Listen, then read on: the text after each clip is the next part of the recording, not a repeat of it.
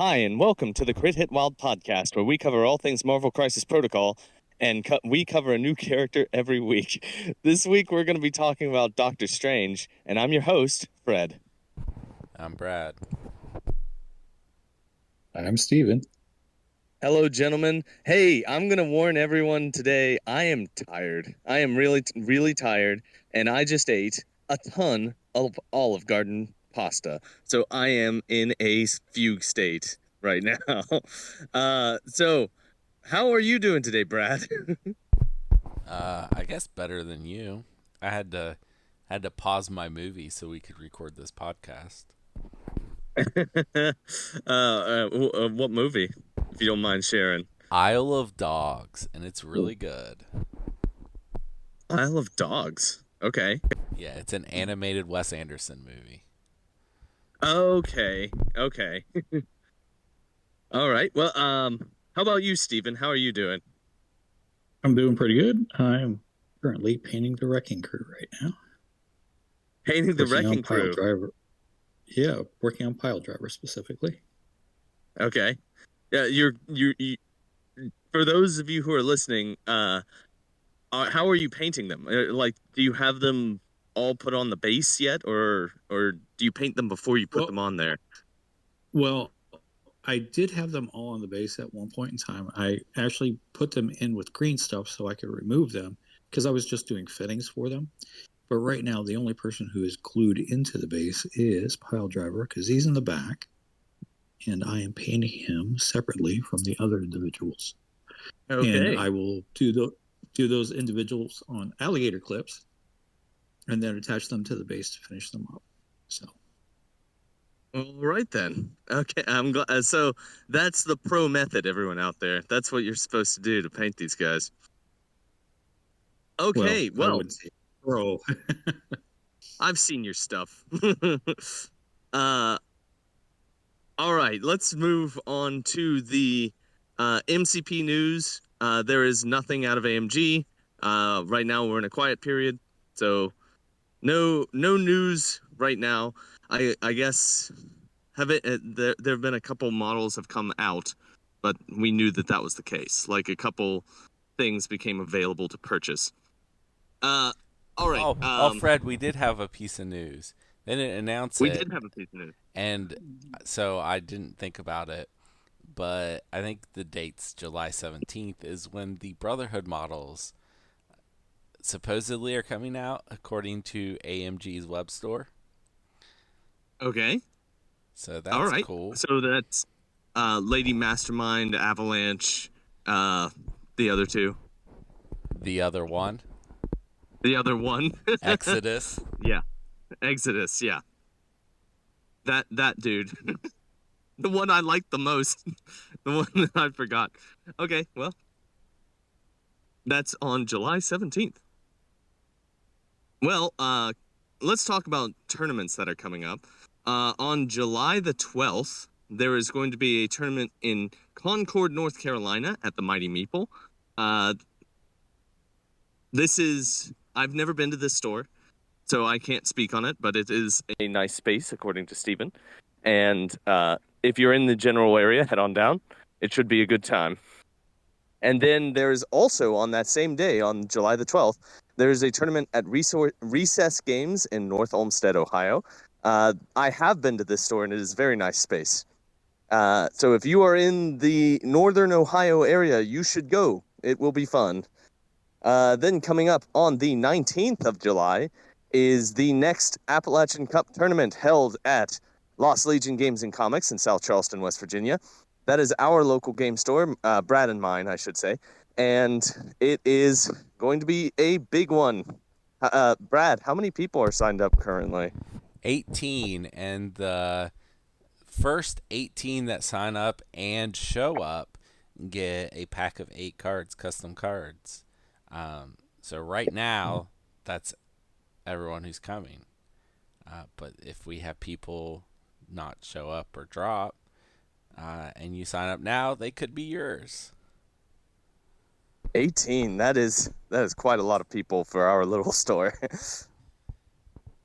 But I look forward to it. It should be a great time. All right, and then coming up later in the month of August, I'm going to call this one out because it's a very large event.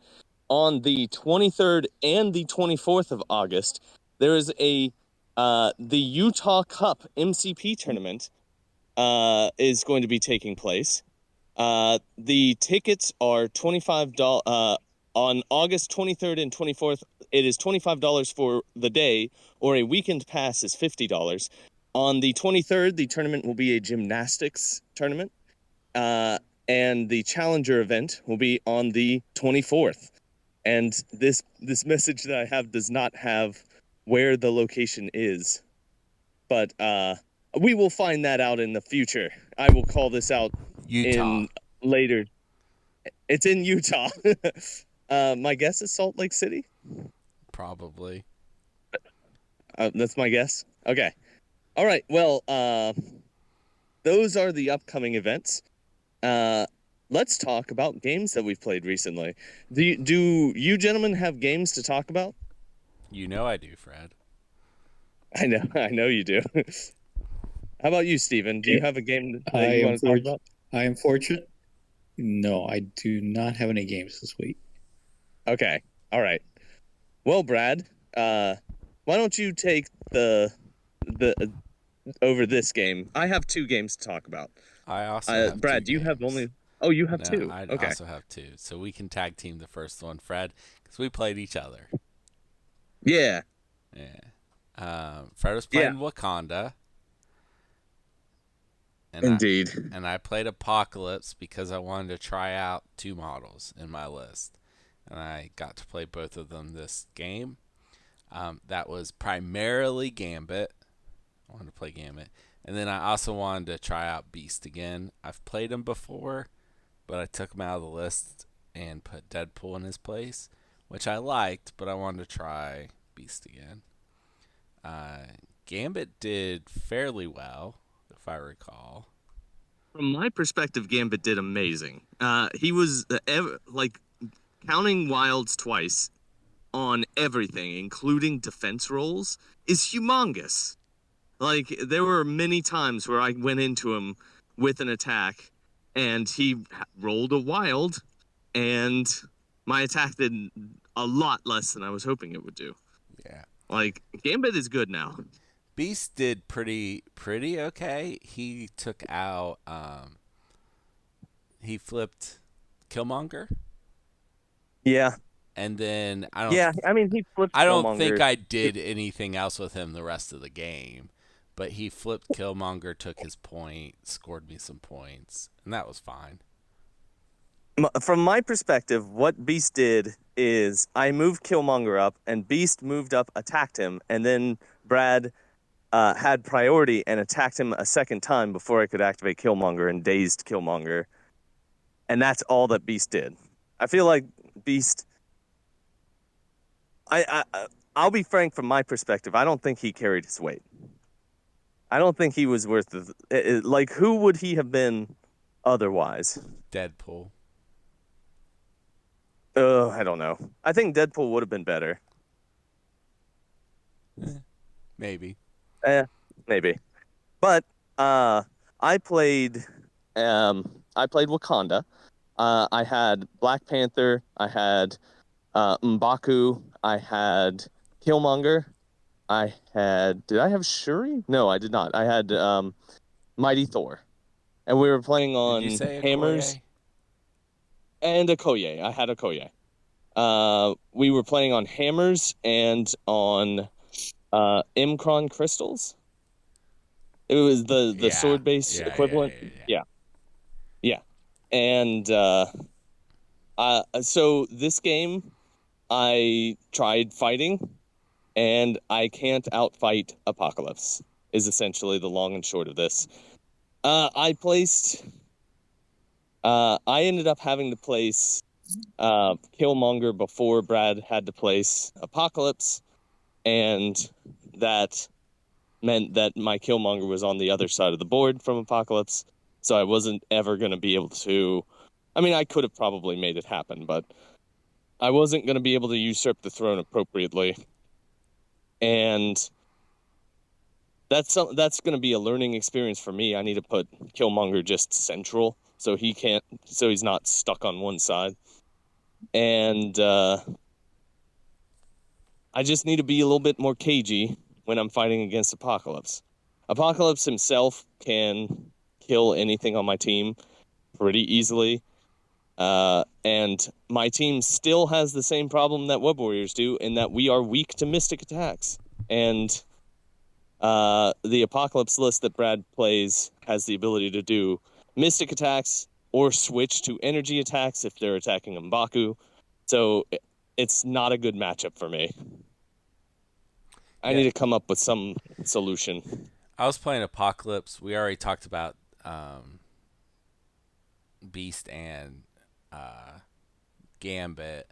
I also played Psylocke and Toad, right? Was it Toad? Maybe. I don't remember. Or that might have been the other game. Who else would it have been? I'm not. Oh, it was Blob. Is who it was Blob. It was Blob. Yeah, it was Blob.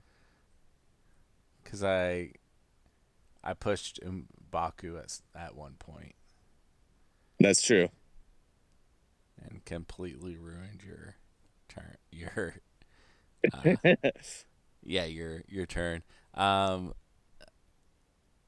I tried to play scenario pretty hard in this, and it paid off because on Fred's last activation, he could flip 2 of the points with M'Baku, and I still had enough points to win the game. Right. Yeah. So. Yeah, M'Baku just double moves, flips 2 points, and it's still not enough to pull out the win. I do say, like, in that turn, I had dazed every model that Brad had except for Apocalypse. No, so except for Psylocke. Wait, did I daze Apocalypse? Yeah, you dazed Apocalypse. Psylocke was the only one not dazed, and she had 3 hammers.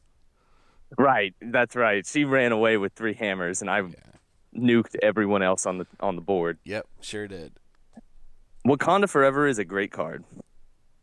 That's going to be a hard card to not be able to play if I ever change factions again. Okay, well, I lose this game. That's the long and short of it. Brad, what's your second game? Well, you should go first because we played the same person and you played him first. Oh, okay. I played against Memphis. He's a local. He's relatively new to the game, but he's learning quickly, and he's already putting up a competitive game. I was playing Wakanda, and he was playing Captain America: First Avenger.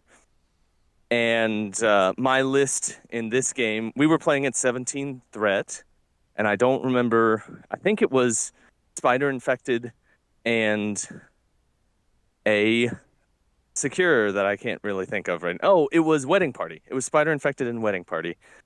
I played Black Panther, M'Baku. I played Shuri in this game. And I need 6 more points. So that 6 points has got to be Okoye and a 4.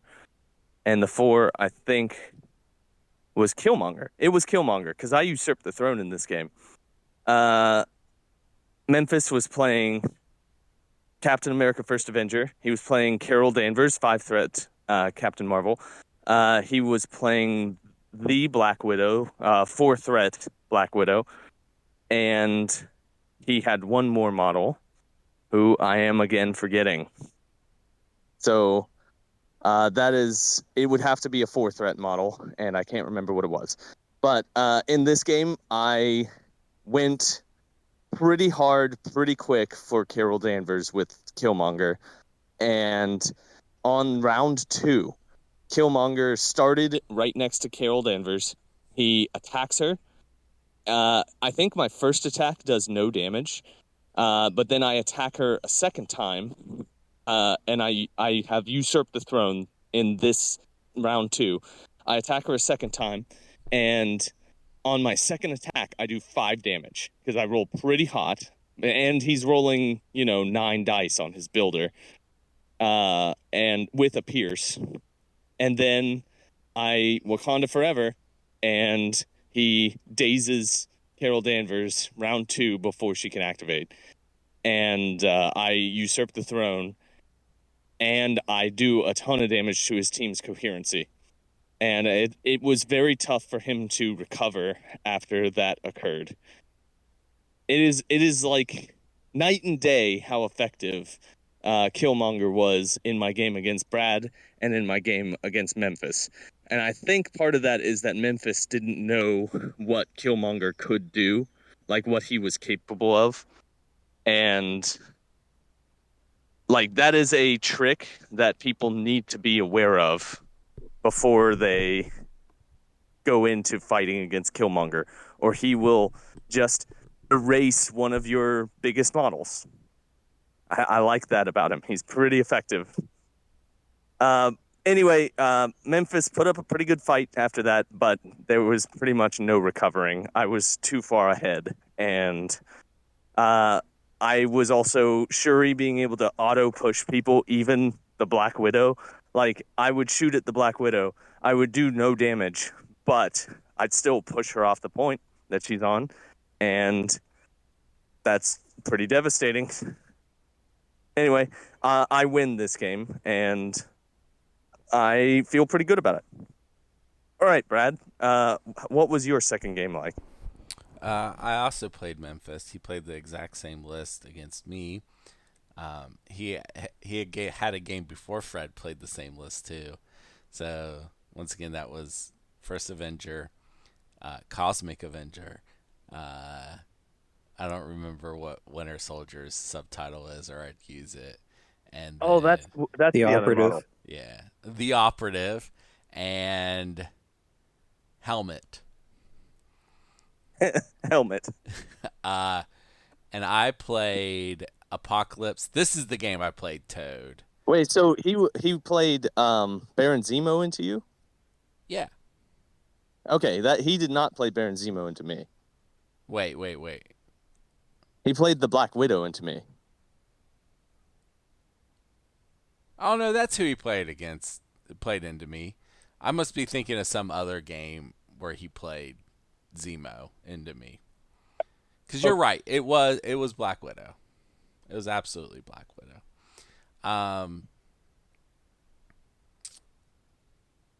I played Apocalypse. I played Toad. I played Gambit.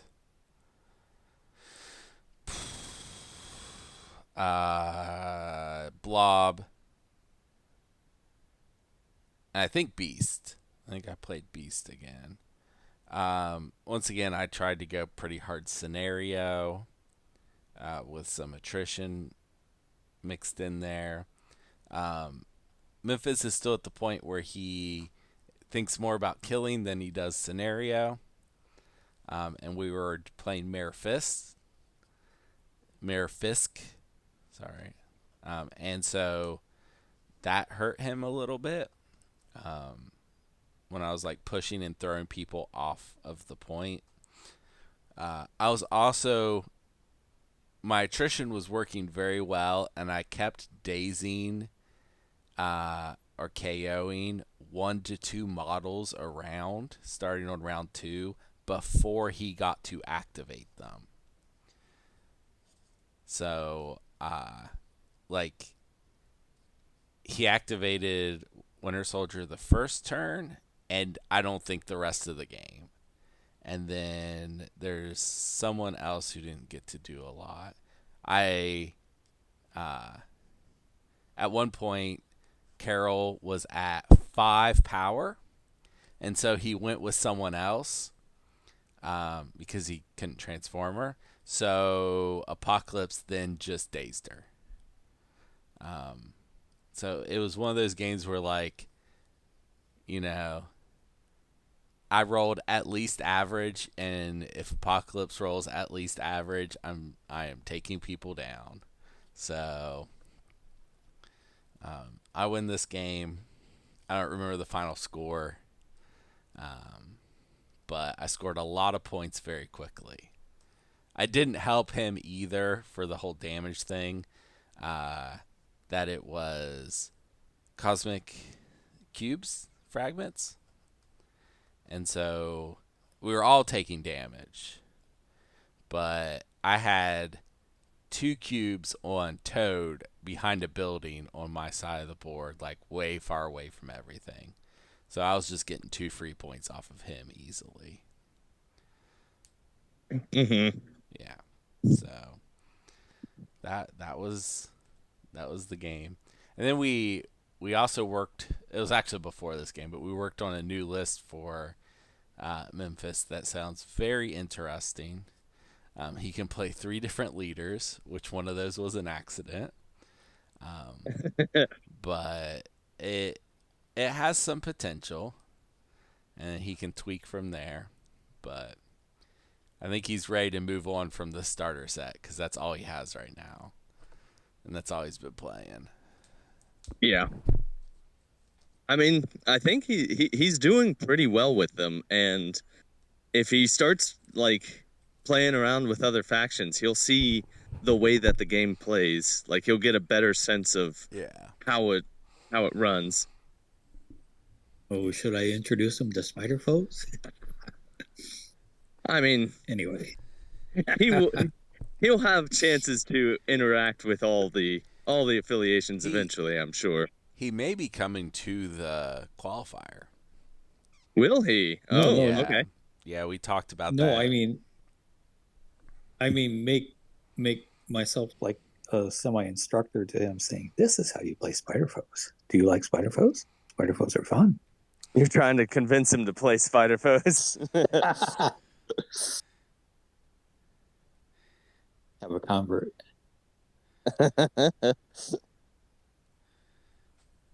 Well, those were the games that we played recently. They were. We will have like. No, the tournament's not this weekend. What am I No. talking about? No, It's actually quite a few weekends away. Yeah, it's a I couple was gonna say weeks we'll away. have a lot more to talk about in this section next week, but we won't. It'll probably be about the same.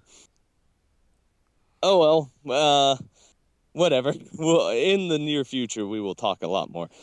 Let's talk instead about some trivia. Hey, Brad, do you have a trivia game for us today?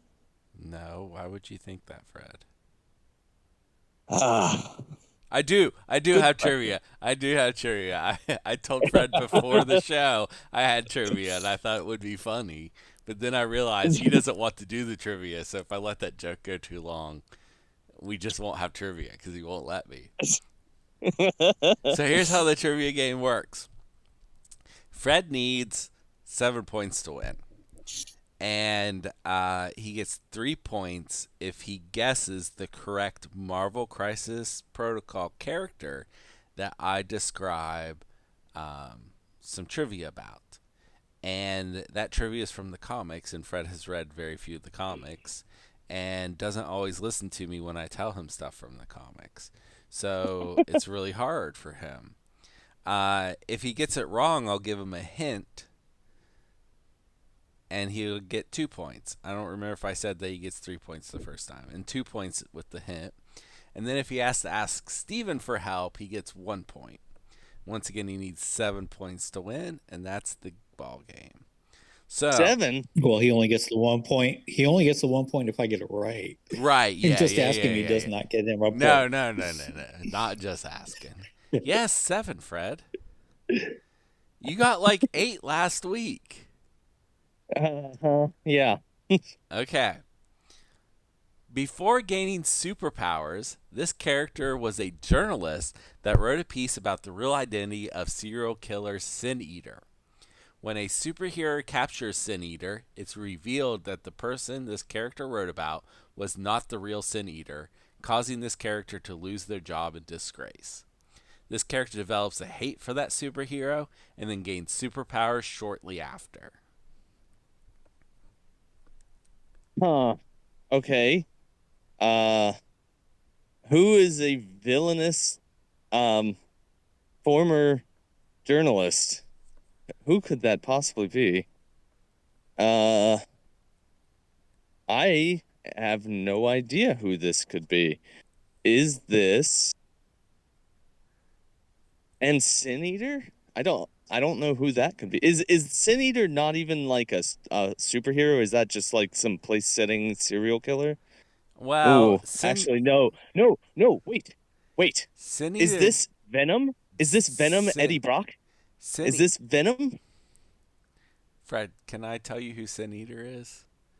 Yes, yes, you may. Sin Eater literally eats the sins of people and kills them. All right, your hint. This character has had several children throughout the years. The first one becomes a serial killer, the next five become police officers, and the next joins forces with this character, but this character attempts to kill them when they show compassion. Oh boy, is this Venom? It is Venom. 3 points, Fred. Yeah. It was. Do you know Oh, what? I was sitting here thinking about who this could possibly be, and then I, for some reason, thought about uh, the scene in Spider-Man 3, Sam Raimi's Spider-Man 3, where he's praying and he prays that God please kill Peter Parker, and I thought to myself, oh, that's who it is. I'll see. I thought maybe um, you thought of the Venom movie where he is a disgraced former journalist, or in that Sam Raimi movie when he is a rival photographer that gets fired. Yeah, I mean, I got there from the Sam Raimi movie. I've actually Kinda. never seen Venom. I've never Oh, seen Venom. that is a great movie. That movie's so fun. may may I interject something about Sin Eater, by the way? Yeah. Uh huh. Do you know more about Please. Sin Eater than me? Because that wouldn't be very Uh, hard. well, do well, Fred, do you know why Sin Eater was interjected into the Marvel universe? No. To kill off low rent villain characters, so they wouldn't have to write them anymore. Okay. Okay. Oh, okay. That was his sole purpose. To kill off like the dumb ones that don't make any sense. Like Paste Pot Pete. Yep. Who? Exactly. Uh huh. Exactly, Fred. Okay. Right. Yep. Exactly. Um, Interesting. your next trivia, Fred, which you are halfway ish there already. This character killed his entire family as a child. While in an orphanage, this character killed a girl that refused to date him by pushing her in front of a bus. This character also killed one of the orphanage administrators and burned down the orphanage. Oh my goodness. Okay, so the only person that I know of in the Marvel universe who is this like nakedly, brutalistically evil is Carnage. So I'm gonna guess Carnage. Your hint: this character was destined to free an evil god and bring it to Earth. This is because his ancestor worshipped that god. This character accomplishes the ritual to free the god by killing others of its species and taking their spines to incorporate those spines into his body. Is this Carnage? Is this It Carnage? it is Carnage. You've got 6 points, Yeah. Fred. You only need one more point to win. Well, watch me whiff this one. Okay. I mean, if you figured out the theme, it may help you. Maybe. We'll Maybe. see. This character Maybe. this character was revealed to be a secret member of Hydra to the shock of readers and characters in the story. This retcon was also an in-universe retcon, as the Red Skull had used the Cosmic Cube to rewrite history to make this true. At the end of the story, the original version of this character escapes from the Cosmic Cube, and so the Nazi version of this character is now a separate character still running around. Is this Captain America? Your hint: this character Uh-huh. appeared in comics throughout the 50s, but is later revealed in a retcon that this was not the real character, but someone else pretending to be this character. Three others have also taken up the mantle this character is most famous for, one of which was while this character went by the name Nomad, another while this character was dead. It is Captain America. I'll tell you this: the whole him actually being a member of Hydra was such a big Yeah, I didn't know if that had confusing thing. actually come across your. It had crossed into my understanding, Yeah. just through the zeitgeist. It's kind of like the death of Superman moment in the 90s where it feels like everyone knows about it. Uh-huh. Yeah. All right. Your bonus question worth 0 points if you get it right. No, let's 1 point if you get it right, Uh-huh. and negative 3 points if you get it wrong. What do these characters have in common besides being four threats? Yeah, so this is tough. I'm sitting here thinking about this. And it's not even that they have 4 physical defense because Carnage has 5 physical defense. So what in the world do they have in common? They are all uh I'm kind of at a loss here as to what these 3 could possibly have in common.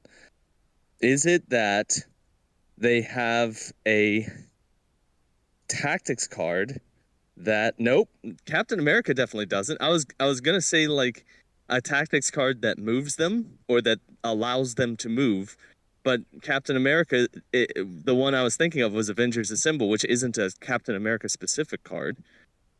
Uh, Holy moly, what do they have in common? Is it like blatantly obvious, and I'm just dumb? I Do think they? it is. Is it actually blatantly obvious? Oh boy. Maybe I'm overthinking this. What what in the world could all 3 of these models have in common? I cannot come up with it, Brad. Brad, I nailed all 3 of these, and then And I can't still figure out. lost. And still lost. Gosh darn it! What do these 3 have in Steven, common, what do Brad? they have in common? They all have a 5 dice builder. Oh, no, that No, wasn't hold it. on, hold That on. was That not the can't be correct it. answer. Okay, what is the correct answer? The That that's too obvious. That cannot be what it is. No, it's that they all have a way to make extra attacks.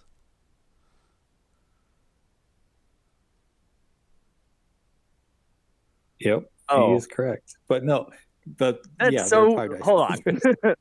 You really have to torture that one. You really have to torture that No, one. that one's really I easy. mean, Captain America gets his off of a trigger off of his builder. Uh huh. Carnage gets his from a either from dazing a model or from a tactics card, and Venom gets his outside of his activation Yeah.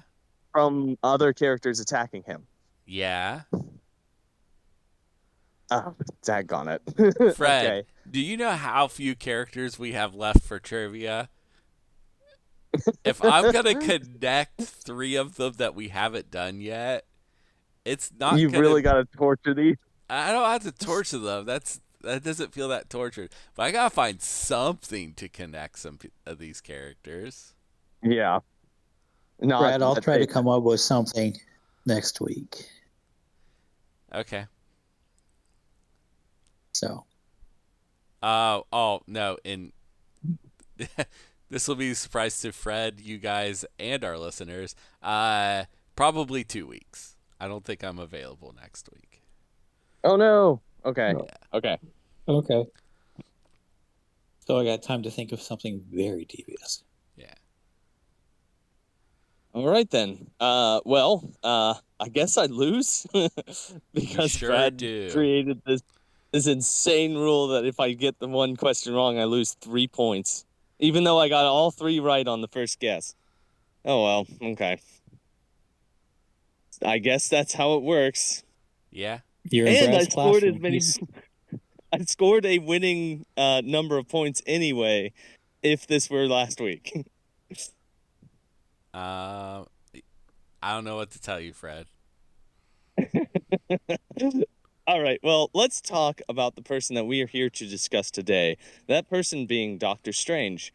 Doctor Strange, otherwise known as Stephen Vincent Strange, his defensive stats are 3 physical, 4 energy, and 4 mystic. He has 6 stamina on his front side and 7 stamina on his backside.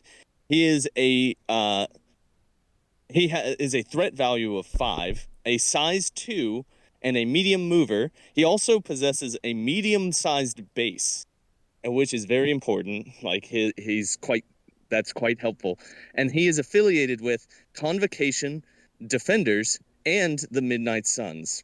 All right, Brad, why don't you do his attacks and his affiliation leadership? Okay. His first attack is energy, and it's called Bolts of Bedevilment. It's range 4, 5 dice, cost 0. Gain power for the damage dealt. If it dealt damage after the attack is resolved, you can push the target character short any direction, and has a block pierce instead of wild. His next attack is Mystic, Crimson Bands of Sudarak. It's range 3, 6 dice. It costs 4.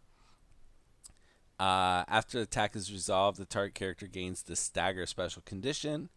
And then if you roll a crit, a wild, and a hit, Say it right. crit, hit, wild. That's not the order they're in Yeah, on the card, though. If I you know, roll I a know. crit, hit, wild, like the podcast, instead of stagger, you activate them. And then Which his is and If it then doesn't have an his activated token. if it doesn't have an activate token. Yeah. His leadership is Judgment of the Vishanti, which is a defender's leadership. Once per turn, after an attack made by the allied character is resolved, if it dealt damage or if the target has a threat of 5 or more, the attacking character may use this leadership ability. If they do, the target character gains the Hex special condition. okay, Steven, why don't you finish the card? Sure. We have an active superpower called Oshter's Refuge. It will cost you 3 power. This character or an ally character within 3 of this character removes up to 3 damage. This superpower can be used only once per turn. We have a reactive superpower called Hogos Hoary Wisdom, which will cost you 2. When this character or an ally character within 3 is targeted by an attack or would make a dodge roll, this character may use the superpower. This character adds 2 dice to the defense or dodge roll. And we have 3 innate. First being the Eye of Agamotto. This character can modify and re-roll skull results. When this character is attacking, defending, or dodging, it may re-roll all of its dice. Next, we have Shield of the Seraphim. Whenever this character rolls dice, after the effect is resolved, it gains 1 power if it at least rolled 1 shield. He has the innate ability of flight, and he is the gem bearer of the soul and time gem. Okay. All right. So I see on this guy quite a bit of really interesting stuff. He's like a little toolbox. He's got all sorts of powers. The one thing that jumps out to me is he doesn't really hit very hard. Now, when we get into his tactics cards, that might change. But just off of this card, like his spender is a cost 4 that's only 6 dice. That's not that great. It has really good effects like auto stagger and maybe activate, but the I don't think you're bringing this guy to do damage. Again, that might change if we talk about his tactics cards. So, what do you think about this guy, Brad? What are your thoughts? He's all support. I mean, that's the big thing, right? He doesn't really, like you said, he doesn't really hit hard, but like he heals, he activates models. Uh, He has an automatic recalibration matrix for just for yeah, himself. Yeah, that which is helps. interesting. That's yeah. Um, that I feel is mostly there so that you can try to hit that Crimson Bands trigger. Because then you get 2 shots at it. I don't know. I've not played a lot of Doctor Strange. I have played him. That was before the recent change. Um, I don't know. Well, okay. He's just Let all me throw this. support. Yeah. He's Let me just all throw this support. over to a person who has played quite a bit of Doctor Strange. Hey, Steven, tell us all about Doctor Strange. You've played him Well, quite a bit. I played him before the updates, and I still thought he was good. But I found Midnight Suns after that, and then Fighter Foes after that. So, um, needless to say, at that point in time, I think he needed something, and he got it in this update. I mean, Brad's right. He is support, but he is also an anchor for your list. And I'm not talking an anchor that keeps it down. I'm talking an anchor that's solid, as in, I you put him in Web Warriors, he's going to keep those little guys alive. You know what I mean? The extra dice on dodges and defense rolls. Um, the Mystic Binding is really, really key at some points in time. The Pierce is big. That's probably the biggest thing. And the heal from 3 instead of range 2. Um, so Hogoswori Wisdom helps him a whole lot with his Convocation Fellows. Giving them 2 extra dice for their dodges is kind of paramount. The Auster's Refuge obviously helps in any situation, but that Pierce for himself is really, really big because that just generates power like you wouldn't believe. And with the Aya Bagamoto, hey, if you roll 1 success and no shields, you might as well just roll it again and see if you get it. You know what I mean? So, Yeah. uh, I'm really high on it. I mean, you put him in one place and he anchors it down, unless they've got like a throw or a push or something like that. But then again, he pushes them back too. So I have a he's really question for effective you. like that. Oh, Mm-hmm. okay. Okay. Do you ever use his spender? Yes. In my Okay. last game that I played, I used it 3 times. I did 1 stagger and 2 activations throughout the whole game. Okay. Okay. That's. I mean, I think that it is the auto stagger is excellent, and Mm. the possible activation is amazing if it happens, but it is a pretty tough trigger to I've hit got on just 6 dice. Sometimes you just don't need to hit the trigger. I've got a list that I'm making right now that is going to be gross with him. Okay, does it involve Captain America: First Avenger and using that to like you only need 2 out of 3 of those triggers? No, it involves Hulk, who has a stagger on his spender. It involves Ancient One, who has a stagger on her spender. It involves uh, Luke Black Cage, who Cat. has a stagger on Oh, Double Wilds. No, Black Cat. It has okay. an Iron Fist who does the activation or a stagger. It has Moon Knight who does a stagger. It has Chi who does a stagger. I mean, Okay, Moon Knight just technically has a stagger. It doesn't trigger very often. but the threat of that, right? I Yeah, mean, yeah. if you throw 6 characters in your list that and 5 of them do stagger, you're going to make somebody's day not good. Okay, I mean, listen. I'm not disagreeing with you. I think you're correct, and I think that the spender is very good. I'm over here just asking questions. No. It's a stagger list, so it'll be Yeah. very frustrating. Okay, I see that. Uh, all right. Well, there are a couple other things here on his card that we should call out. He has a great heal. Like for 3 power, he can heal 3 damage off of either himself or another model within range 3. That's amazing. I mean, how he has patch up. How many times do you use patch up more than 3 dice, or not more than 3 healing? Like he has auto patch up on his card, and that's a restricted And card. And it's range 3, not range Yeah. 2, like Yeah. Patrick. So it's even better than patch up. Like, and then on top of that, he can help them defend and help people dodge. I think that he has a fantastic kit. Let's talk about his Oh, tactics card. Oh, go ahead, Steven. Sorry. wait. We kind of glossed over his judgment of Ashante. I guess this is the one power I wanted to talk about.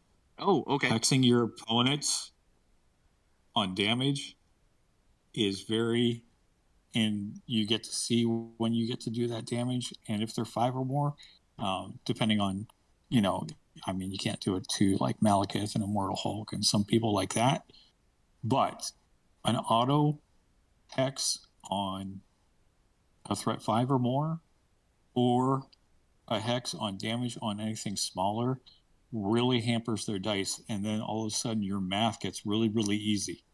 Like they can only throw 5 dice into my 6 health character. The chances of them dazing me is 0. You know what I You're mean? correct. Yeah, you're right. I'm glad you came back to it because we do need to talk about this. I think his leadership changed from being mediocre to being very good. With the most recent errata, and uh, I mean, just the fact that the timing changed in that you don't have to pay for it until you know it's going to trigger, that is that is outstanding. And like it's everyone on your team when they make an attack, they can hex. They have the possibility of hexing. That's so useful. That's so useful. Mm.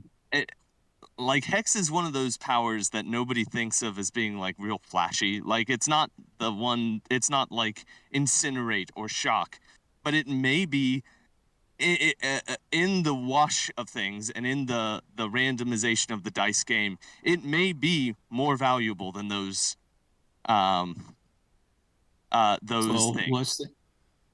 less things are immune to it. That's for sure. Uh-huh. And it is it's like you said, it locks their dice. They don't get more dice because they can't Mm-hmm. add for crits. So Correct. yeah, I think that there's a very good leadership now. Okay, let's talk about his tactics cards. Let us. So there are 3 that are associated with him. I want to start not on the first one in alphabetical order. I want to start on Seven Sons of Cinnabus. We will have a lot to discuss on the first one in alphabetical order, but let's talk about Seven Sons of Cinnabus first. This is an attack tactics card, and it's a rarity in that this is an attack tactics card that I've actually seen played, and it was very good. um, it is an unaffiliated active action tactics card. If it is Doctor Strange's activation, and there are 2 other non-dazed allied characters within range 2 of him, he may spend 3 power to play this card. Doctor Strange makes the Seven Sons of Cinnabus attack, shown above. Seven Sons of Cinnabus is an energy attack. Beam 5, 8 dice. 0 cost, but it costs 3 to play the card. After each attack is resolved, if that attack dealt damage, the target character gains the Incinerate special condition. It is rare in this game to have an 8 dice beam 5 attack. There's a lot of setup that has to happen, but in a game where a lot of people might be surrounding a secure, like a back secure, this could come up. This will come up on Mayor Fisk or on Wedding Party without question. Like this will happen. All the setup, and you don't have to actually like think about it. You'll just look down at the board and say, "Hey, I've got 2 models who are within range 2 of Doctor Strange. I can make this happen." This is an attack tactics card that might be worth taking. All right, what do you guys think? What do you think about that, Brad? It was definitely stronger back when we still had ease, but you're right. There are a couple scenarios where this will happen. And it is a really good attack. Yeah. When Steven played against me, he got a couple models. I don't even remember who. I know Beast was in there and at least one other model because he attacked Beast and Beast lived, and then I sacrificed onto Beast and then Beast lived. So it was I mean, you can't it was account for dice. Dice. it was awesome. Beast has 2 energy defense if you don't know. 2. It was unfortunate, yes. So that was good. That I'll always remember this card for that moment. But it's a good card. This card, like Fred said, is one of the rare attack cards that's actually worth playing. Yeah. Steven, what are your thoughts? Well, I'm going to caveat that in the fact that I think it's worth playing only in Midnight Suns. And the reason being is twofold. One, you can have Doctor Strange attack twice with his Bolt of Bedevilment to move people. After he gets all that power, he can bump into range 2 of 2 other characters. And then you can drop Siege of Darkness, because this is a 0 cost attack power. It does cost him 3 on the card. Yes. It does that But it's- work? Is that how that, like, it says make a 0 cost attack? Can you Okay, then pay 3 with him? I guess it's his activation. Correct. Huh. Yes. That is correct. Okay, hold on. I don't If know you if look if that would work, because this does cost an action. It does say that this costs an action, and it takes like an action to play the card. you could do his builder once, do this, and then builder again with siege. Like you end up with Correct. the same attacks. Correct. Yeah. But in Yeah. Midnight Suns, it makes it a lot easier to. Yeah, I forgot the action came on there. So in the rewrite, so yeah, you can set it up perfectly in Midnight Suns. I think it's less likely that you can set it up in Convocation or Defenders. Okay. So, Okay. Yeah, I see, but like what you were saying is still accurate. The bump helps you line up that that beam real well. correct. Yeah. Yeah. Especially in being on a medium base. Okay. Yeah. Yeah. All right. Well, that's our take on Seven Sons of Cinnabus.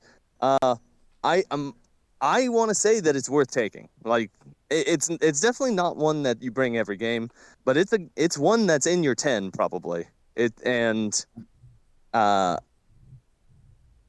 There are circumstances that will come up where you want to take this card. Let's talk next about Vapors of Valtor. This is an unaffiliated active tactics card. If there are 2 other non-dazed allied characters within range 2 of Doctor Strange, he may spend 3 power to play this card. That seems to be a theme with his cards. Choose a character within range 3 of Doctor Strange. The chosen character gains 3 Obscuring Mist tokens. Each time the chosen character is targeted by an attack, shuffle the tokens and reveal 1 at random. If the token has a blank on the back, Doctor Strange may reroll any number of the attacker's dice. If it has a silhouette, the attacker continues as normal. At the end of the round, remove all Obscuring Mist tokens from the chosen character. Okay,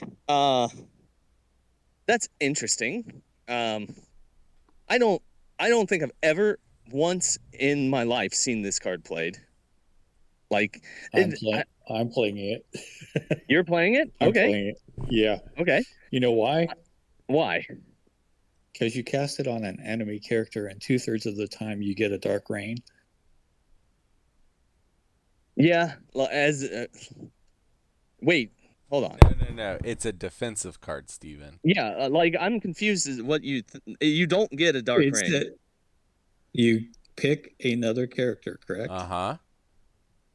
It can be an enemy character. A character within range 3 of Doctor Strange. Oh, yeah, it does say each time the chosen character is targeted by an attack. You're right. Mm-hmm. Yeah, I misread that. You're right. I did not realize this. Okay, so you're right. This is like a 2/3 Dark Rain. Huh. And if you use it on if you use it like on Siege of Darkness or Surprise Webhead, it can be really devastating. I didn't even see this as being a possibility with this card, but you're right.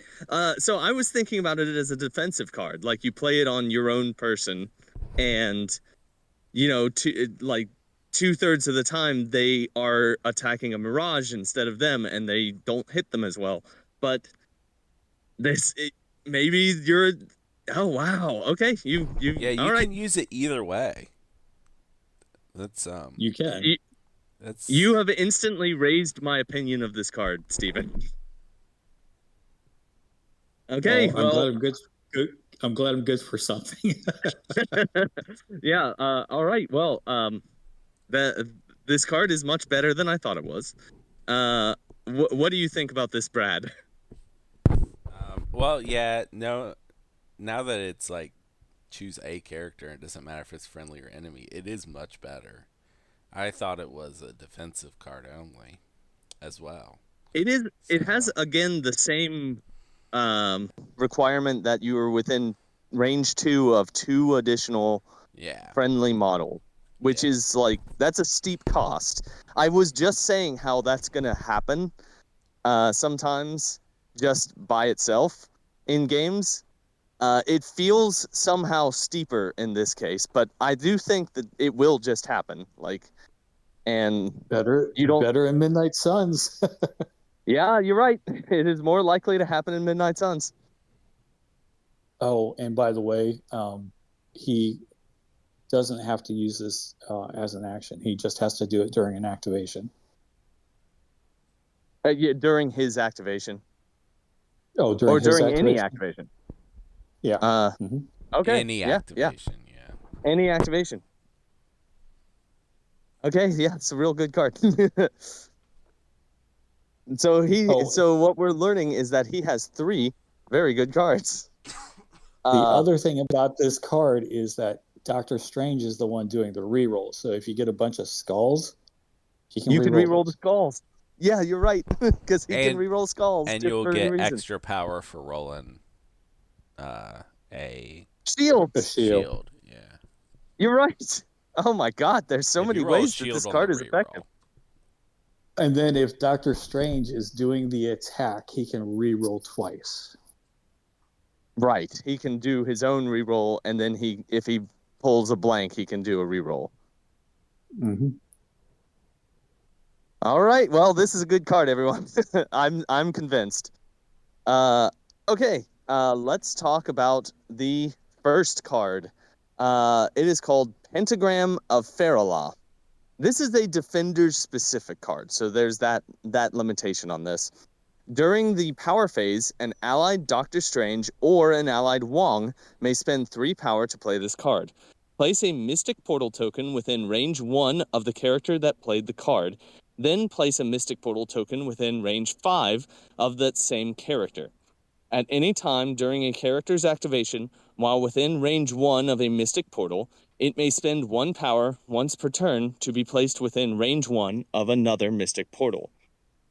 All right. So this card has become a very important card in a pro-level defender's strategy. And that strategy is to use this as a way to dive in, shoot your opponents, and then dive back through and make it place yourself in such a way that your opponent cannot dive through the portal. Like, it's a way to make hit and run attacks that cannot be responded to, which is an interesting and very effective tactic. Brad, do you know more about this tactic that you can talk about? Well, it's traditionally been played. This card's been played by Wong in those lists. Correct. Yeah. I feel as though with the errata to Doctor Yes. Strange. Yeah, with his new, better leadership, that is better. Yeah. But that's all I really had to offer was that traditionally it's been Wong. Yes. And it still very well likely might remain Wong, because I think that with this tactic, Daredevil's leadership is a better leadership for using the tactic. Yeah. But we should still talk about it here, since it is something that Doctor Strange can do.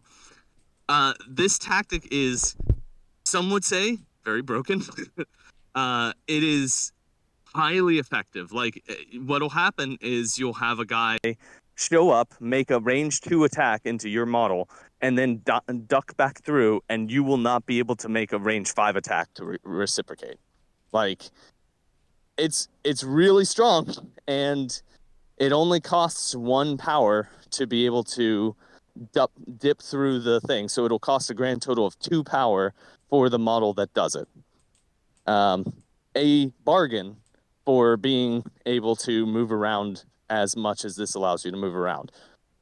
Steven, do you have anything to talk about on this in regard to this tactic? Well, I think this tactic card was probably more valuable when the E setups were around, to tell you the truth. I mean, you can probably still use it on the setups that we have, like on B's, use it on one side, or D's. I don't profess to know how to use this card because I really haven't used it in that fashion. Neither have I. What I have used it for is as a chase card for those extract runners who are running away. So I will place that token down and then place the far portal as close to that extract runner as I can, and then shoot Ghost Rider through it or a Hulk to chase down that extract runner. Yeah, I think that's more in line with the idea of what this card was supposed to be. But that's this game. Like, things can change based on the way that... Like Vapors of Valtor. Yeah, I think the Vapors of Altor is written to be a defensive card, but you're correct. The way it works is it is a Reign of Darkness, or Reign of Darkness. That was right. For Dark Reign. 2/3 of the Dark Reign. That's why it sounded wrong. Yeah, you mixed up Dark Reign and Siege of Darkness. Both Yep, I you did. mashed them up. That's exactly what I did. All right. Well, okay. So you've got 3 great tactics cards with Doctor Strange. You have a very good card with Doctor Strange. We need to give this man a letter grade. I'm convinced. I'm into this guy. I think he's got an excellent kit. I think he's a toolbox. He's not a brawler. Like, he's not going to show up and do a lot of damage. He's not going to show up and take a lot of damage. Like, he's got 3 physical defense and only 6 and 7 health. But he is going to have an outsized impact on the way that the game plays out. And every once in a while, he's going to save your ass in a way that you never saw coming. I think he's excellent. I'm going to give him an A. A gentleman's A. Brad, what are you going to give to Doctor Strange? He just doesn't have the output to be an A, but B+ sounds good. I think he's a B+, solid leader. okay. He's good at support, but he doesn't do everything. Okay, that's fair.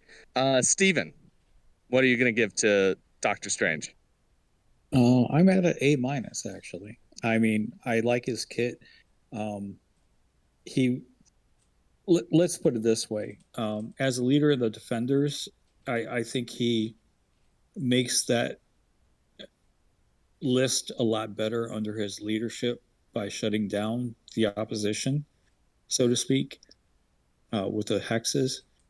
But I think he really shines in Midnight Suns, and he can be a terror there. Also, in Midnight Suns, I like adding at least the soul gem on him, so he becomes your safe grab with a bump, instead of having going out of affiliation. So I mean, that puts him up to 6, but the amount of power that'll have is kind of ridiculous. But that said, I think he's an A-. He does a little bit of everything, and with out of action, I mean, with actionless movement, he gets even more busted. So, okay, I've got a question that we didn't cover. Do either of you think that you would ever put a soul gem on him? He can soul take. gem. Oh no, Yeah. either gem. A Infinity Stone on him. I Whatever those think things are you called. take the soul gem or the time gem. Yeah. Either Okay. one. I think you take the soul gem and Midnight Suns. You do think you take it in Midnight Suns? Like, Because okay. Midnight Suns do not have an inherent 6 threat, and sometimes you need that for that points filler. But And what if plus, you it also need him as a 5 threat? Like, do you think it's worth keeping? I get what you like for list building, that's helpful. But do you think he loses the ability to be a 5 threat in I guess you have access to um Ghost Ghost Rider and Rider. Werewolf and Yeah. Werewolf. So, Yeah, and you're right. You've got a um, ton of great and no one 5 should threats. take the time gem on anybody.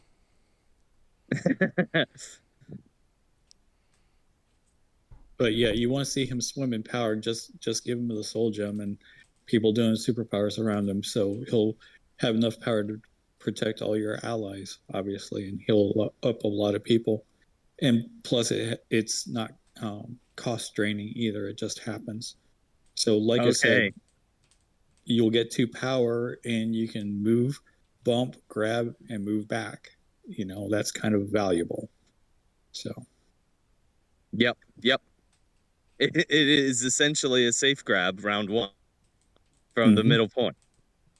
I mean, most All people right. take Bill or Hela in Midnight Suns for that, but I think it's kind of precious having something affiliated because Midnight Suns want to use most of its Siege of Darkness on Midnight Suns, obviously. So, Right. Right. All right then. Well, that is our take on Doctor Strange. Uh, Brad, do you have any comic book recommendations that feature old Benedict Cumberbatch here? Uh, yes, That's Mister that's definitely not his also known as. Whatever his also known as is. I've Steve mixed up my Steven, brain. Steven Vincent Strange. I thought you were making a joke about Mister Penguin. That's how I say that from now on too. Penguin. Penguin. It's so good. Okay, Doctor Strange has appeared in more than 2 comics, uh, and so I have some comics today, and I have more than 2 comics to recommend, but in a batch of 2. The first one is Strange Tales, starting at 110, which is Stephen Vincent Strange's first appearance.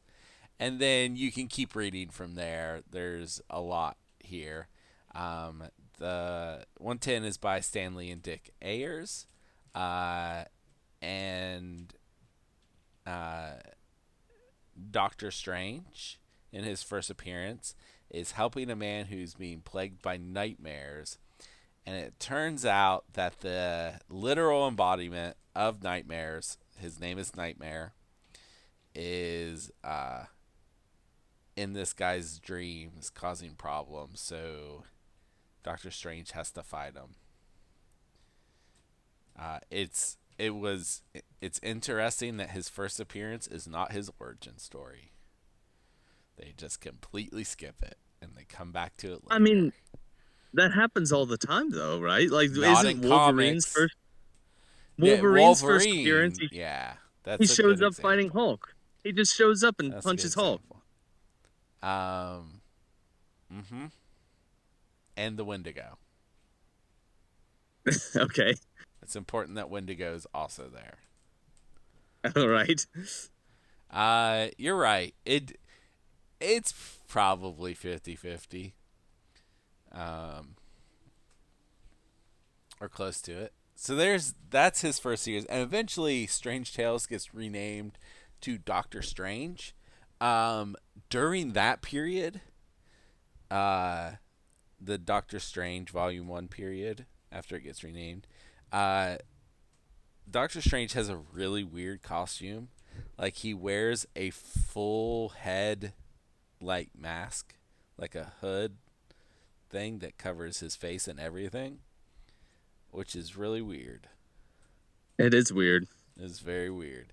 Anyway, And then eventually they do Doctor Strange Volume 2 in 1974. And this is written by Steve Englehart for the first like while, and then someone else takes over that I'm blanking on right now, and I didn't write down.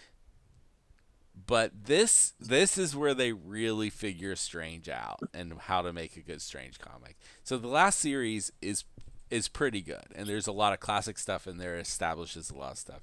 This one is where they start doing like these big magical epics.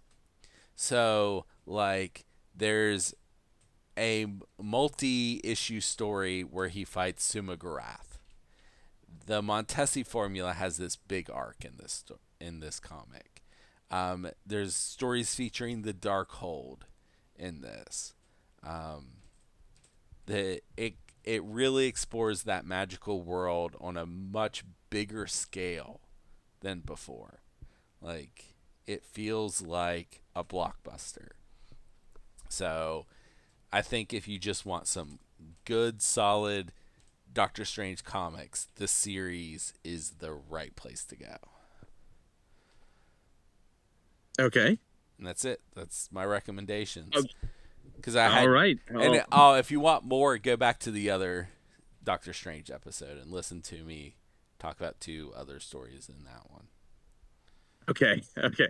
All right. Well, I guess the only thing that's left is my non sequitur recommendation. All right. Well, so Benedict Cumberbatch plays Doctor Strange. Yeah, watch anything with him. It's probably pretty good. I'm going to recommend, my recommendation for today is just something that I've been playing recently that I am completely enamored with, and that is Death Stranding 2 by Hideo Kojima. It is a masterpiece. I love it. It is great. It's as if someone allowed Hideo Kojima to have as much fun as possible and really revel in his weirdness and craziness while still putting a very slight editorial hand upon his shoulder to make sure that he doesn't have 30-minute cutscenes. Like this game is like all the best stuff of Kojima Fred. without any of the bad stuff. Fred, yes? Do you know why it's like that? Why it feels like that? Is that because someone put their hand on his shoulder very gently with an editorial bent? Yeah, that's because that's exactly what happened, I'm sure. Yeah, that yeah. They let him as much free reign as they could and only stepped in when they had to. I'll say this, it still feels Kojima-y as crap, and it is still like it, and it doesn't have the really onerous cutscenes that last for more than 30 minutes.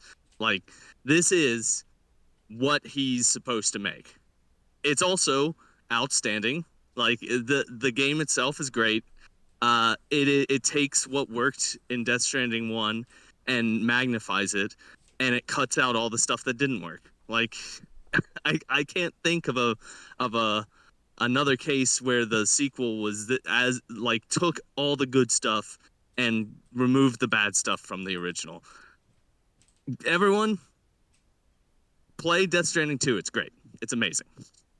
That's my recommendation. Okay, that is it for our show today.